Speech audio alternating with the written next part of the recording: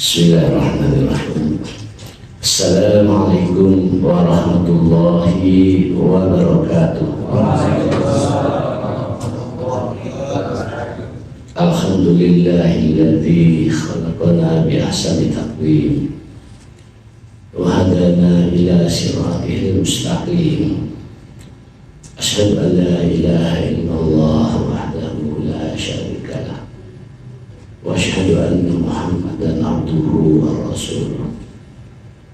Allahumma shalli ala sayyidina Muhammadin wa ala alihi wa sahbihi ajma'in wa ba'du.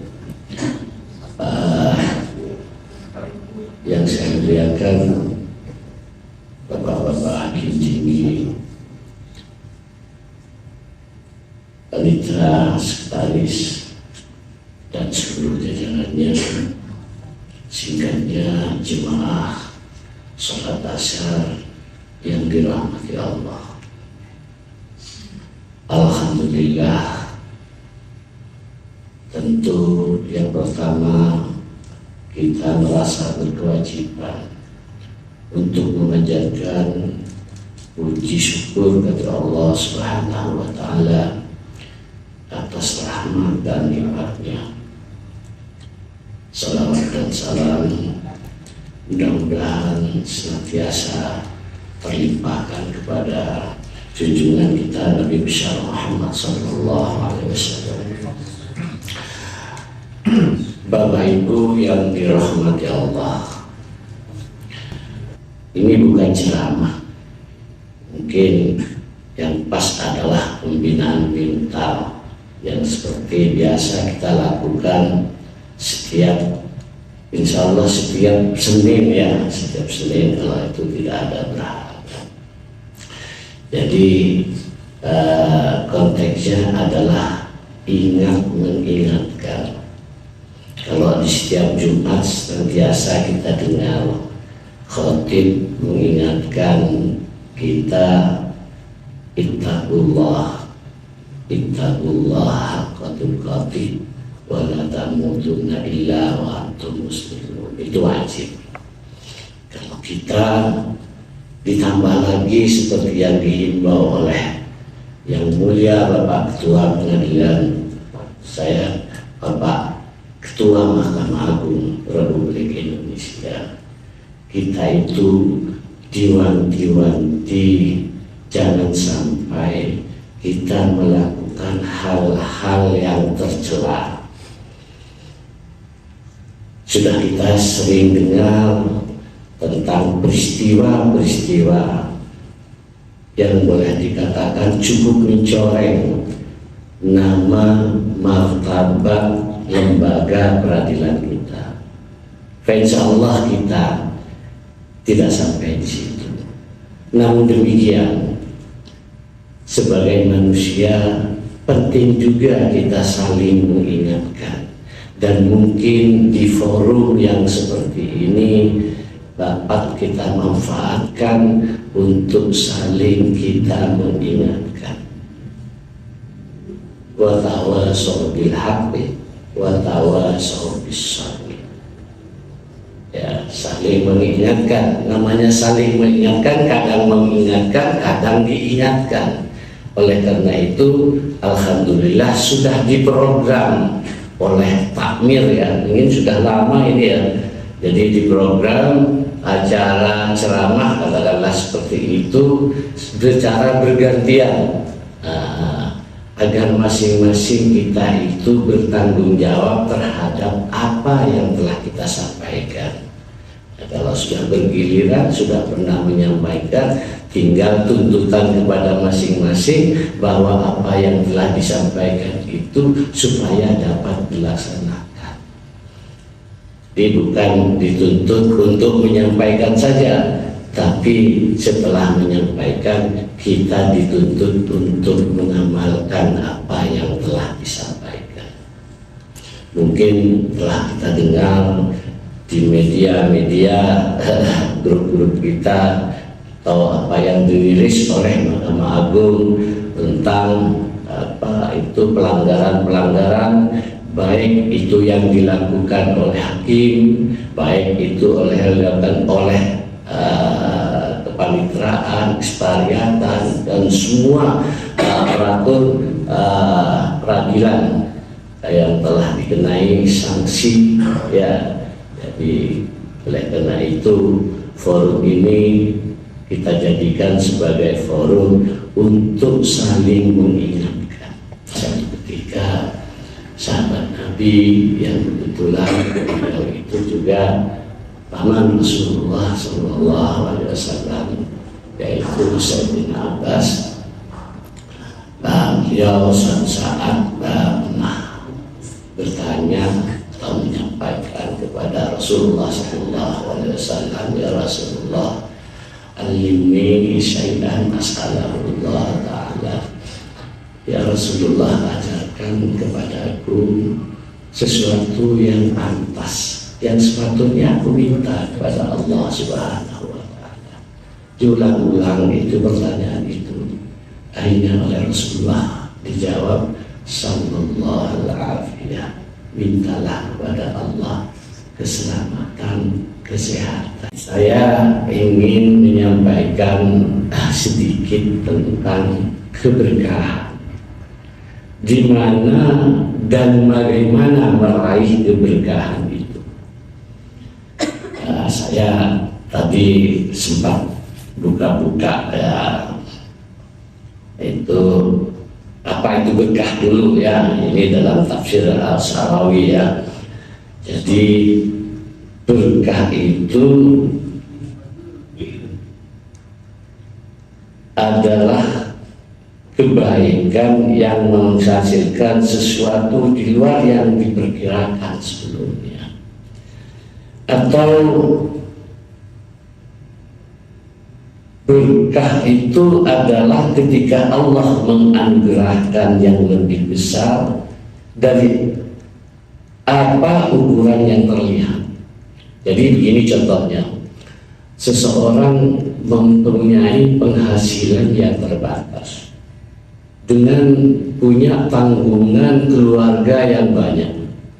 Katakanlah dia hanya sebagai penjual pacul, pasti kita lihat itu kan, penjual buah keliling, tapi tiap anaknya 5. Anaknya 5 semuanya sekolah, pada akhirnya semuanya berhasil, bahkan jadi pejabat dan lain sebagainya. Menurut nalar kita itu kan dia kan hanya jualan sayur, ya, jualan sayur keliling. Hasilnya secara logika kadang-kadang kita perkirakan nggak cukup untuk biaya anak sebagainya. Tapi anaknya sehat-sehat, sekolahnya selesai juga dan berhasil, bahkan dia pada akhirnya jadi pejabat. Nah, itu yang namanya berkah, ya. Bapak Ibu sekalian, oleh karena itu apa yang kita cari, mungkin kita ingin apa itu hidup bahagia bersama keluarga, mungkin kita ingin menduduki jabatan tertentu dan lain sebagainya dan lain sebagainya. Yang lebih penting dari itu, apa yang kita raih, apa yang kita peroleh itu berkah.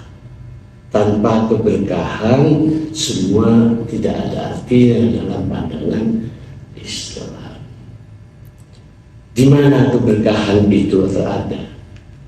Yaitu ketika ada kebersamaan, ketika kita hidup dalam berjemaah. Nah, termasuk berjemaah sholat ini, berkah itu makna bahasanya kan bertambah kebaikannya. Kalau sholat sendirian kan pahalanya 1, gitu Pak Yaya. Kalau berjemaah tambah menjadi 27. Lah, kalau di situ sudah ada keberkahan, kenapa kita tidak berjemaah? Kan gitu kan? Nah, ayo kita imbau, ya, barangkali kita tinggalkan sejenak kesibukan kita, kalau pada saatnya kita sholat ya, ayo kita datang sholat bersama-sama berjemaah agar kita mendapat tambahan kebaikan. Yang tadi dapat 1 kebaikan, tadi dapat 27 kebaikan ya. Kemudian keberkahan itu juga dapat diraih apabila kita dapat tunduk patuh kepada kedua orang tua kita. Birrul walidain. Siapa orang tua kita itu? Nah, ini birrul yang jelas bapak ibu kandung kita. Tapi tidak cukup itu aja. Nah, kalau dalam Al-Quran kan dikatakan ridallah biridal walidain. Orang yang melahirkan istri dan suami kita. Nah, kalau bapak ya yang melahirkan istrinya berarti mertua ya. Mertua. Nah, kalau ibu juga mertua ya yang melahirkan suaminya. Itu juga orang tua kita yang patut kita berbuat baik. Yang ketiga adalah guru kita. Nah, guru ini yang mengantarkan kita dari tidak tahu menjadi tahu. Dari di samping orang tua tentunya kan, dari kegelapan ke arah yang terang, gitu kan? Dari beradab, tidak beradab menjadi beradab, dan seterusnya. Ini ketiga-tiganya adalah orang tua kita yang pantas dan patut kita hormati. Kemudian keberkahan itu dapat terjadi dengan memperbanyak doa, kasratul doa. Jadi kadang kita itu kalau saya sendiri kadang-kadang merasa malu ya. Kadang-kadang yang kita minta kepada Allah itu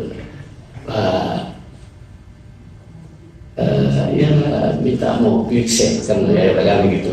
Tapi alhamdulillah Allah menganugerai mobil yang baru kayak gitu kan. Malu kadang-kadang kita itu. Tapi Allah tetap menitahkan untuk dia astajib lakum.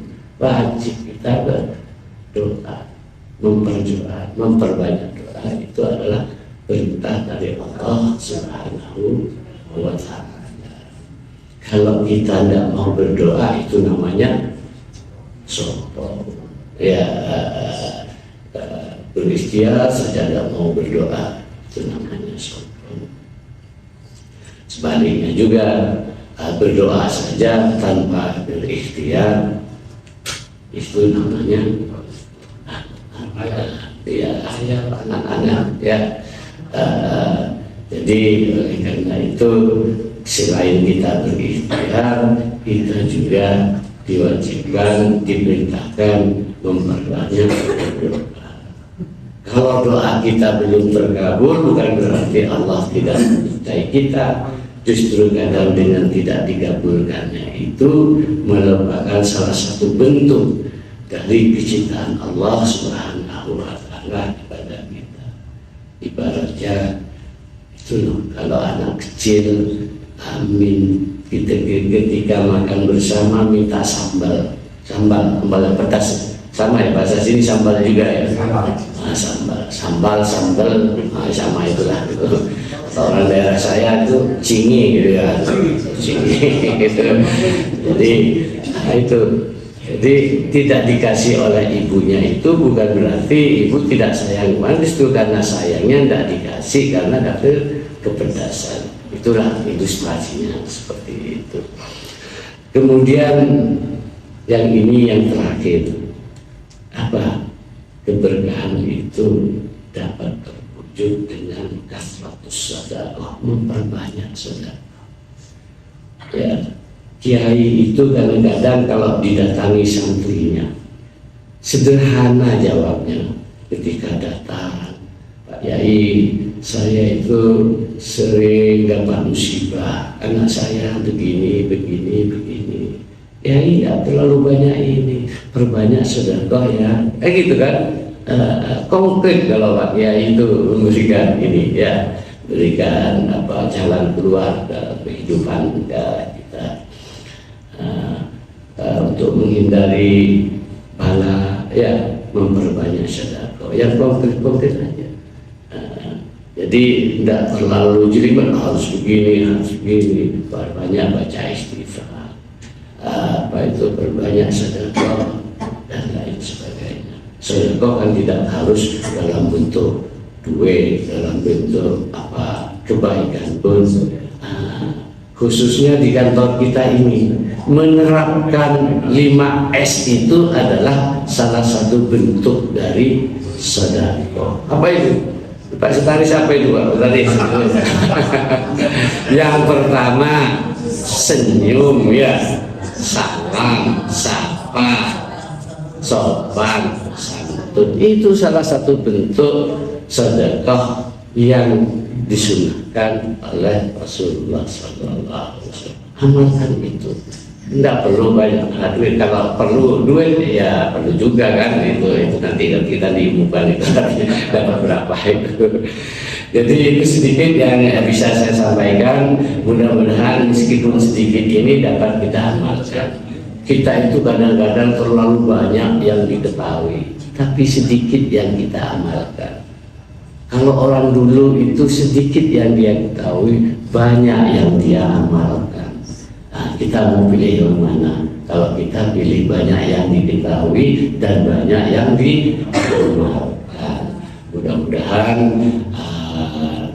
kita tetap dalam lindungan Allah Subhanahu wa Ta'ala. Ya, apa yang kita kerjakan dinilai sebagai ibadah di hadapan Allah Subhanahu wa Ta'ala. Terima kasih atas perhatiannya. Kurang lebihnya mohon maaf. Billahi taufiq wal hidayah. Assalamualaikum warahmatullahi wabarakatuh.